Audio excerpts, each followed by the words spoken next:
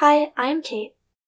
Today I will introduce to you how to recover deleted or lost data from iPhone, iPad, iPod.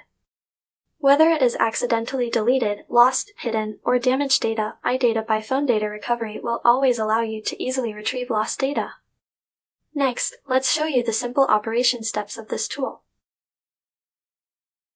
Step 1. Download and install iData by Phone Data Recovery on your computer. Choose iPhone Data Recovery and select Recovery from iOS devices. Choose the first mode and connect your iPhone to computer with USB cable. Step 2. After the iPhone connected, please click the Start icon to scan your iPhone. When the Start scanning finished, you can see all the data saved in your iPhone. Step 3. Choose the data you need to recover in the left list and click Recover button. That's all. It's that simple. You can be a data recovery master. This is the method I introduced to you on how to recover deleted data from iPhone, iPad, iPod. If you find it helpful, you can download and install our iPhone Data Recovery tool for free from our official website behind me. Thank you for watching and see you next time.